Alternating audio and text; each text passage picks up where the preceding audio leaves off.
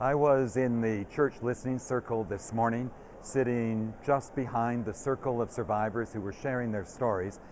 You come to an event like this and you think, I've heard these stories, I know this, and then suddenly somebody stands up to speak and your heart is broken open again, and it goes from being knowledge to heart knowledge, and you find yourself needing a Kleenex and the tears, and simply filled with enormous admiration for the courage, the resilience, and the willingness of First Nations people who've survived the residential schools or who are intergenerational survivors to speak their truth in the hope and trust that we'll hear.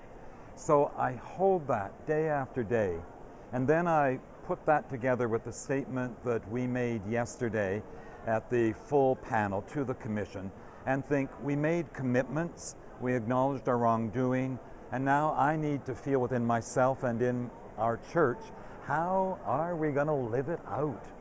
I've heard over and over people say, apology, important, actions.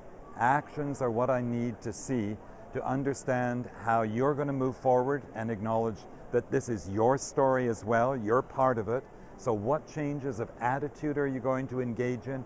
And what will that look like in your future gestures and your future concrete specific actions?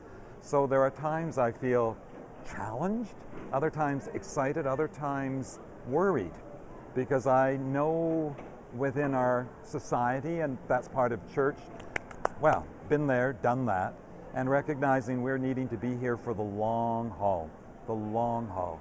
And yet I hear stories from individuals. Just today at lunch, I overheard somebody say, I'm United Church. I introduced myself. Why are you here? Well, she's been here since Monday, taking stories, one-on-one witnessing, and saying, I come home after every day and I weep, but I know it's an honor to hear these stories, and I commit to the ongoing work. That gives me hope. I have a sense of the energy and the challenge.